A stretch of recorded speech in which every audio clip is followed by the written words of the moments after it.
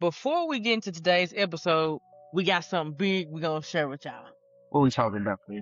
We are hosting as far as I know, the first Mississippi Black Creators Podcast Summit. And it's going to be on July 18th in Oxford, Mississippi. We're going to bring everybody together. We want all the podcasters, all the content creators, and the entrepreneurs from across the state to pull up on us and enjoy a good time. Good time. Good time.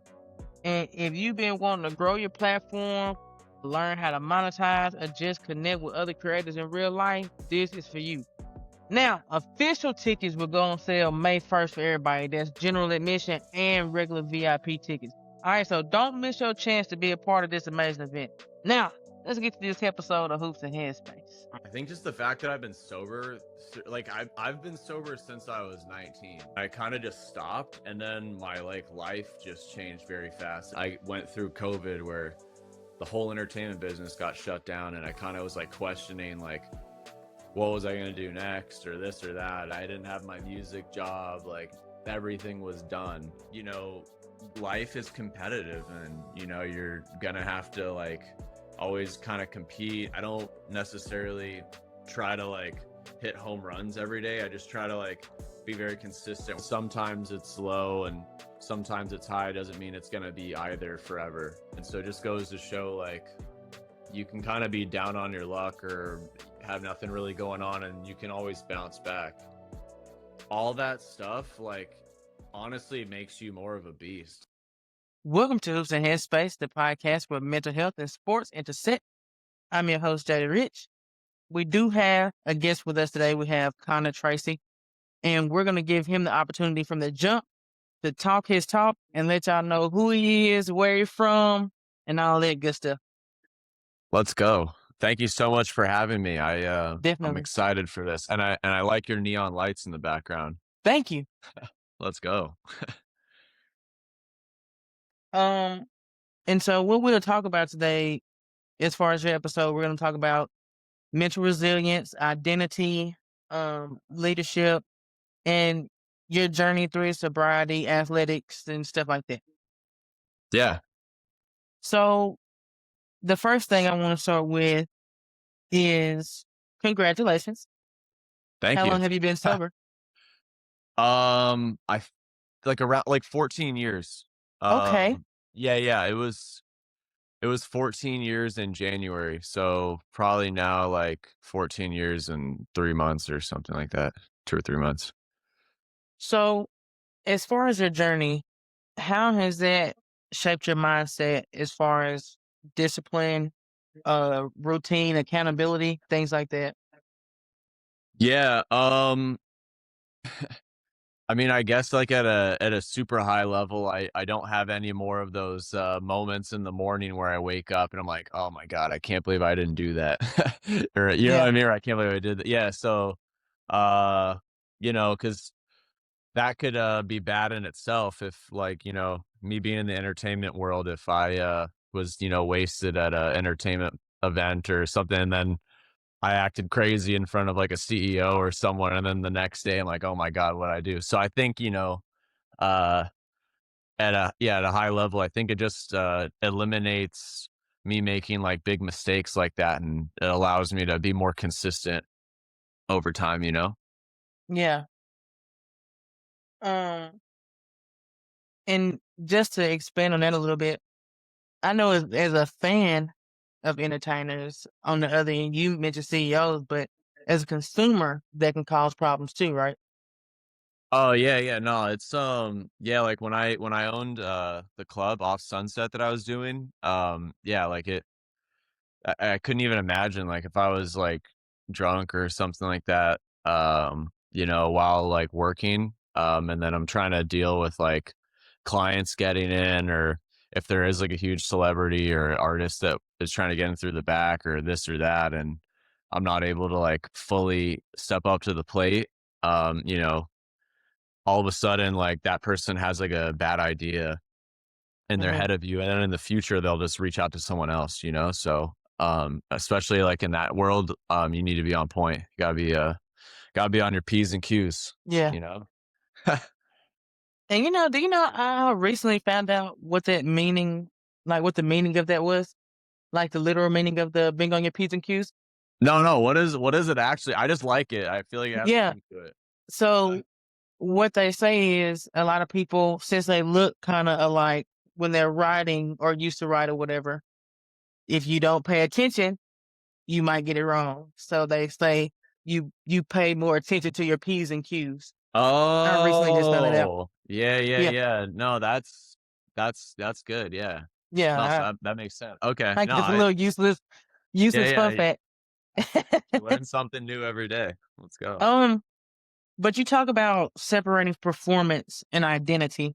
Can you unpack what that means and why it's important for your growth?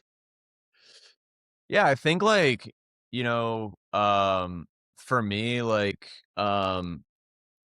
I think just the fact that I've been sober, like I've been sober since I was 19. So, I've been sober like my whole career. And so I think that like when you're just present all the time and you have to like look at everything through a sober lens, like I always am just like very aware of kind of like where I'm at in life and like my career and like what I need to do to like keep expanding it. Cause I feel like, maybe if you're like checked out or if things are blurry or you're kind of just, you know, partying more than you should, you're maybe like less focused on the future or trying to like, just build or expand upon like what you're doing. And so um I feel like that's kind of, I don't know, maybe been like my secret sauce in a sense. Like maybe that's kind of like why more things have worked out for me than not or something. So that's kind of been my take on it, at least. Yeah.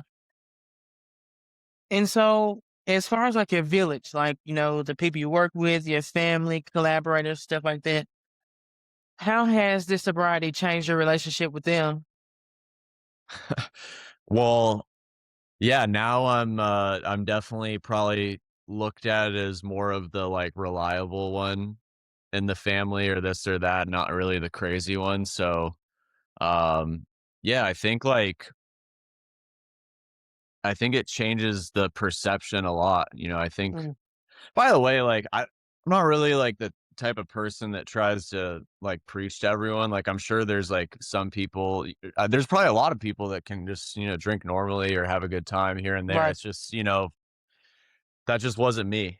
And so um, I think when you're doing that, then, people are, at least for me, like less, they weren't taking me as seriously. And so now I don't, you know what I mean? Like, people in my family, they've only kind of known me as this version now, right? So I'm probably like reliable. You can probably call me and ask for help for anything. Like if you have a flat tire on the side of the road and you need me to come help you, I could, you know what I mean? At any time of Mm, the day or hour. Yeah, I'm never really like checked out. So I think that's probably been one of the biggest changes, I guess, in the shift of perception. okay. So, let's go back for a second. You said you've been sober since you were 19, right? Yeah. So, how long were you not sober? Yeah. I started drinking like in high school. So Mm, I kind of like fell into it. And I always was like obviously I was in high school and then also I, was a competitive tennis player. So it was for me, more or less, it was more like, oh, okay, like this weekend I don't have a tournament, like I can drink or, you know what I mean? And so, but I feel like towards the end of high school, I just kind of like realized I didn't really like the way it made me feel. And I didn't like, I don't know, just it kind of throws you off a little bit. And then I kind of just stopped and then my like life just changed very fast. Like a lot of the events I was doing started to like get really popular and I was making a lot of connections and I kind of just was like, hey, like, maybe like I should just stay like this because maybe if I start drinking again, then I'll lose my edge or something. So that was kind of, it wasn't like something I planned. I just kind of like fell into it and then mhm. um just kept it going because I just feel like my life just was improving. So I was like, don't break it if it don't don't fix it if it isn't broken, right? That Right. there it is. I almost messed that one up. No, you get it. Yeah. And so then another question for the athletes. How did you drinking at the time of being a competitive tennis player affect you athletically? I think like it it took a little bit of the I think what it mainly did was it made me not feel like consistent, where I didn't feel as dialed in. And then you get this feeling of like, if you're like up late drinking or at a party or this or that, like you you don't have as much maybe of like a competitive thing where you're like, I need to win this. You're like, oh, like, like maybe I'll just like play okay, but I don't necessarily, it's not life or death if I win, or you know what I mean? And so now, especially with what I'm doing, I feel like I'm pretty competitive with it, and I'm dialed in, and it's like this is like what I'm doing, and like it needs to get done. It's, you know what I mean? So Mhm. that's like for me, like what it changed about me, you know? Definitely. Um, and as far as your athletic background in tennis and judo, let's not forget Yeah, about judo. judo. Yeah, we can't forget that. Yeah. Let's Um, go. it's taught you how to perform under pressure. What lessons from that still guide you today? Um Yeah, I think like, I've been in competitive sports basically since I was like 4 years old. And I was doing the judo till I was about 10, and I got pretty high up in that. I won the national championships when I was like 10 for the Mhm. whatever, the USJF whatever thing. And then I like have photos and stuff with like Ronda Rousey. Like I trained at the same dojo and stuff as her. So I was like pretty tapped in that world. She's like a big UFC person. But yeah, basically I feel like that with the tennis, it's kind of just like you're used to being kind of in a competitive environment like week after week. And tennis is similar to judo. Judo, you're straight up fighting people, right? So it's Right. it's one on one. It's very like in your face. And so I ultimately quit because I wanted to just like watch Pokemon or like do normal things on the weekend. I didn't, but I didn't really have a choice. I kind of started doing tennis right after that. But I think it teaches you, you know, that life is competitive, and, you're gonna have to like always kind of compete. And then two, like when you are used to competing like that all the time, you don't even think about it as much. I Yeah. always felt like I played better in tournaments, like when I was just playing a lot of tournaments, because then I wasn't like overthinking it. I was like, oh, whatever, I was doing this last week, versus like if you take like 3 months off and then it's your first tournament back and you're like, oh, this feels awkward, Mhm. or you know what I mean? So just it's kind of better to just be in the flow of it than to stop momentum. Right. And on here, a lot of times we like to talk about how the things you learn in sports transition into your life after. So, as far as sports teaching you routine and discipline, how has it helped you translate good habits as far as a professional in the music and entrepreneurship? Yeah, I think like especially judo was like so long ago for me, but tennis, with tennis, like I have a very specific strategy typically with how I play. Like I play like a very consistent type game. I go for my shots. I don't try to like overhit or hit too hard.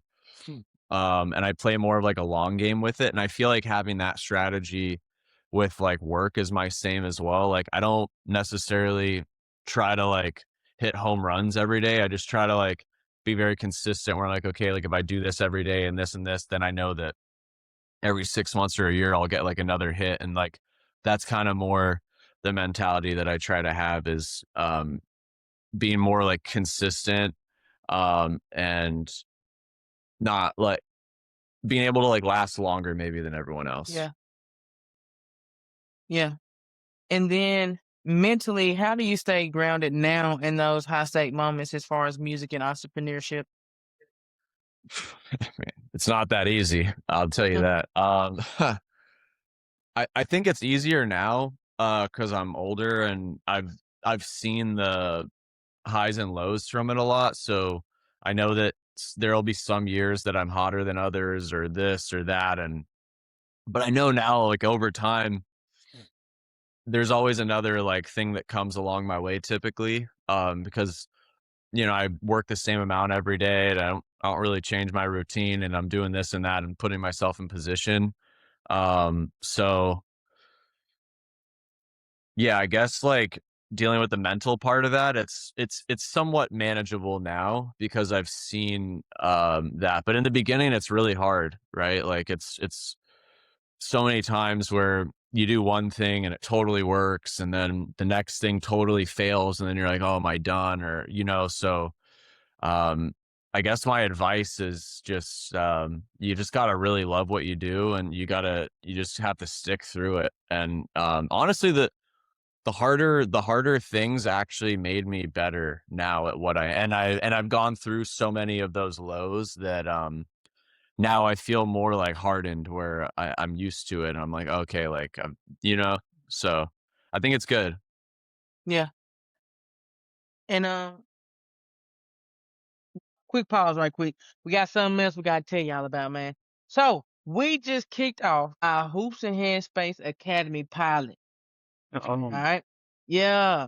And that pilot group is focused entirely on the mental side of basketball. It's a virtual training where we focus on confidence, handling pressure, and staying sharp on and off that court mentally, man.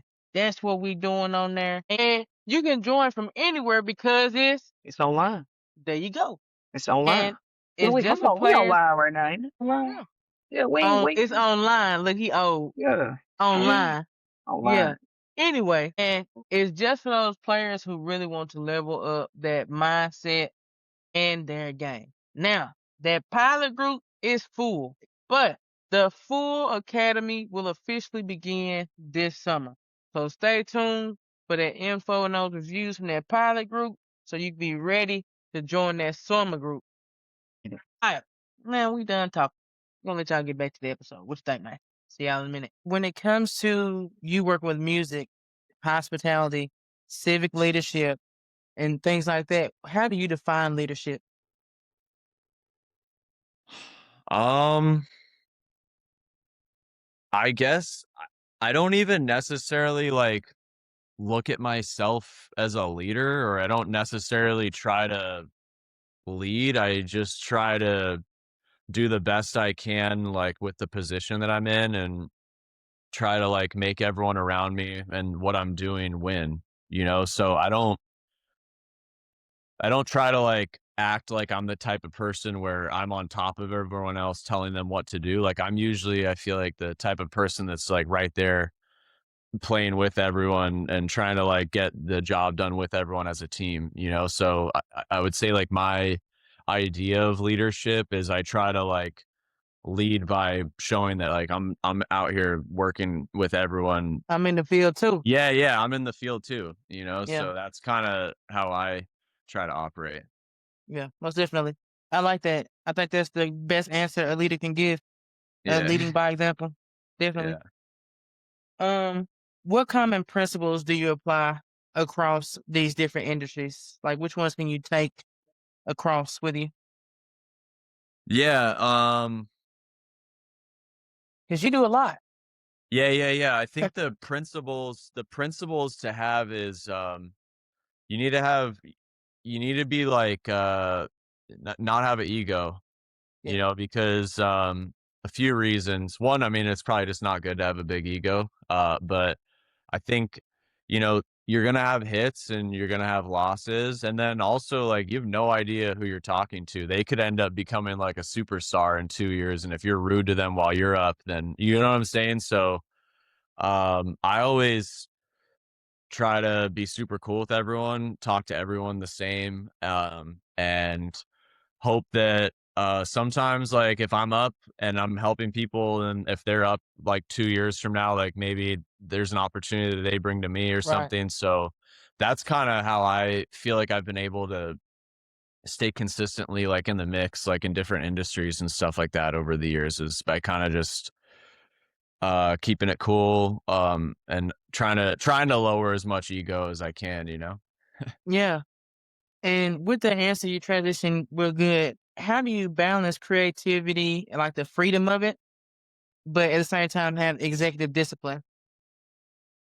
Yeah, so I I basically right now am finishing my MBA at USC. I finished in like 2 months, and so I feel like the MBA was good for me because I had originally dropped out of school um earlier in my 20s when the events started to really take off, and I feel like what I say about the MBA is like it kind of takes the Peter Pan out of you. Like I feel like before I would always just like do things and I'd be like, "Oh, like this has worked before, this has worked, like I just believe in myself." Whereas now I'm a lot more like calculated where I'm like, "Okay, like if I do this, like what's the ROI on it? Like even if this fails, like I'll still get this or this." You know what I mean? So it's I don't take as like big of swings now. I try to shoot more for like second or third base shots rather than complete home runs, you know? Right. Yeah, so I think that's like the way that I kind of balance the creativity and the executive side of it now. For sure. And then do you feel like you had some things that were setbacks personally or professionally throughout your journey? And what did they teach you about growth? Yeah, COVID was a big one actually. I had I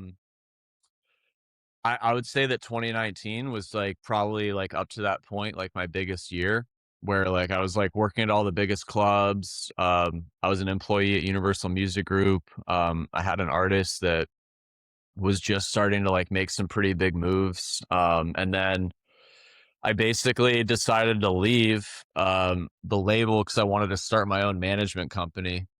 And right when I left, like 3 months after that, COVID hit, and then like the clubs closed. I didn't have my music job. Like everything was done, and I basically like I didn't have like nothing like in a literal sense, but I just feel like all the things I had going on were just done all of a sudden.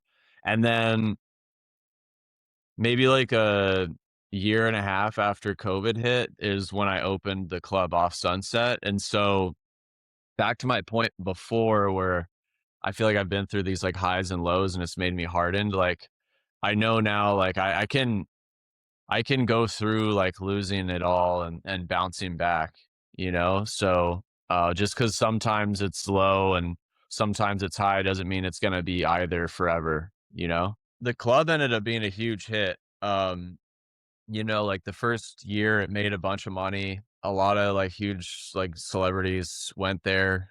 We did a bunch of big events and I basically had it for about 3 years. And so and it ended up being the biggest hit that I probably had up to that date. You know what I mean? And so it just goes to show like you can kind of be down on your luck or have nothing really going on and you can always bounce back, you know? So it was thank God that happened, by the way. Thank God. Yeah. I needed that one. We needed that. Yeah.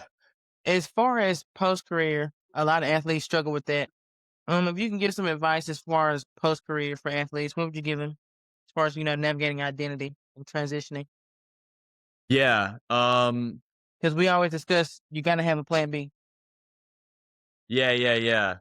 Um yeah, and it was hard by the way actually cuz I had played sports like my whole life. So I kind of was doing it since I was 4 and then I think I originally dropped out I was like 21 or 22. And then I was playing on the tennis team during that time. So then when I left school, I stopped playing tennis and I didn't work out for a couple of years kind of. Um yeah, I think like you lose a little bit of your identity, but you also lose the structure from it, you know, because I was so used to waking up at a certain time and like early in the morning to work out and then I have to go to school and then have to like work out afterwards. And then after that, I was doing my like work stuff and doing events. And so all of a sudden, you know, I kind of just fully immersed into the entertainment stuff where I was out every day, networking, going to all the events, this and that. But I kind of just felt like I was like losing myself a little bit, you know, where each day like kind of was blending together and this and that. And so I went back actually now to having a routine again where I like work out every morning, and kind of got things back dialed in. So I feel like you can the structure you get from being like a student athlete or anything in that world, like you can still implement that into your work life and use it actually to like help you structure everything on a day to day, because that's how I feel like I'm more in control of everything. It doesn't feel like it's getting out of control. Yes, most definitely. Um, what do you believe athletes, leaders, and high performers misunderstand about resilience? Um, I think the only thing like back to the point I was talking about before, like about how my style of play is with tennis and stuff like that. And I guess like how I am with work too is like I think that I always like when I was younger, for example, like when I was playing tennis in high school, I'd always like I would like watch this guy like Andy Roddick. He was like a huge tennis player at the time, and he always, he would do these crazy serves where he'd serve like 140 miles an hour. And so then I would try to like implement that by like just when I would play like hit the hardest serve I could or this or that. And then afterwards, like when I was in the entertainment world doing stuff in the beginning, I would always try to like be like, okay, like I'm going to do this and it's going to be the biggest or whatever. Right now, I kind of the way I play tennis and the way that I work is I try to be more like Djokovic, where I just lasted longer than all the other players in tennis, and I just play more of like strategy and percentages and outlasting everyone and being more consistent. And maybe I don't hit the hardest, or maybe I don't hit the most winners, or this or that, but structurally, like the way I have things set up with percentages and consistency is I feel like I know over time the style that I have will win most of the time. Unless someone is just on a crazy run and they just blow me off the court, or they keep making crazy wins in the business world, then sure, maybe they'll pass me. But structurally, the way I have it set up is I know that me personally, I'll win over time. Like Yeah, it's not, you get what I'm saying? yeah, most definitely, most definitely. Yeah. Yeah. Um, and then if a listener is currently facing a hard moment or they're questioning their path, what would you tell them about staying consistent through that adversity? I mean, the adversity kind of like makes you who you are, right? So I even like had moments before where I made like a dramatic Facebook post where I was like, "Oh, I'm done. I'm quitting, guys. Like this is it." Or like I've gone through all that. I went through COVID where the whole entertainment business got shut down, and I kind of was like questioning like what was I going to do next, or this or that, and all that stuff like honestly makes you more of a beast. Like if you're able to go through it and level up from it. 'Cause you got to remember too, like if you're going through that stuff, then your competition is too, right? So if you're able to make it through that and level up, that's usually sometimes when you separate yourself from everyone else that you're competing with, you know? Most definitely, man. Yeah, you have gave some isms today, man. Yeah. Um, and then what we do at the end. So in the beginning, we have a talk your talk. It's where you introduce yourself. Hey, I'm Connor. Nice to meet you guys. The second talk your talk. This is where you give yourself flowers. This is where you really talk your talk. You tell folks what you have done and what you have accomplished, what you're doing now, what you plan to do, everything that you want the folks to know about Connor right here. This is your moment to talk your talk, man. So let the folks know. Yeah, yeah, yeah.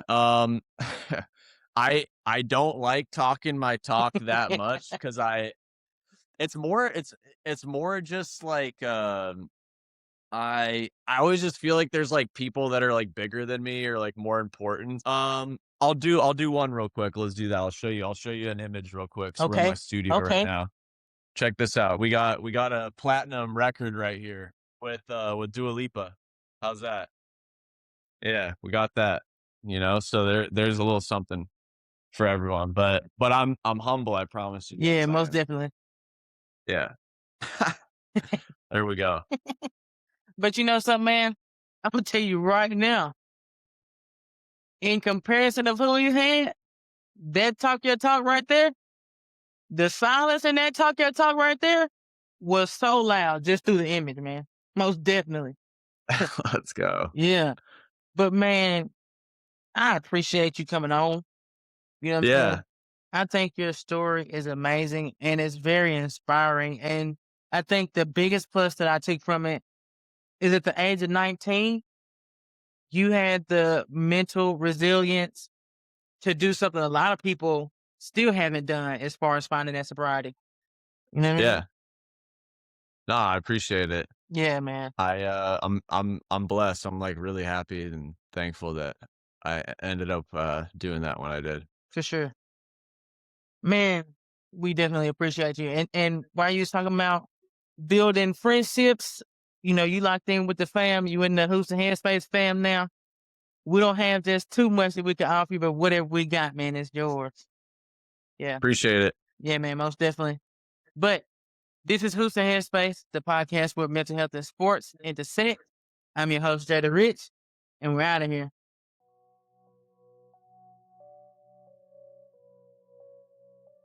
Hold on, don't leave yet. Don't leave yet. Don't leave yet. Stay right there. Stay right there. Before we roll the credits. Look, a couple things before we go. All right. First, don't forget the Mississippi Black Creators Podcast Summit is going to be July the 18th. And we're gonna play right here. Yep, bam. And it's right in there. Oxford, Mississippi. And it's your chance. Yeah, Oxford. And then the second thing we got for y'all, for players who want to take their game to the next level, our Hoops and Headspace Academy is focused on the mental side of basketball. And it focuses on confidence, handling pressure, and staying sharp on the court. It's virtual, and that full academy is going to open this summer. So be looking out for that information, those reviews and stuff from the pilot group, so you can get ready to be in that summer group. So now, we thank you for tuning in. We're going to see y'all at that summit, and we also going to see y'all in that academy. I ain't saying that so they can watch these credits and we can go on. We'll holler at y'all. You feel me? Open up the episodes. Go.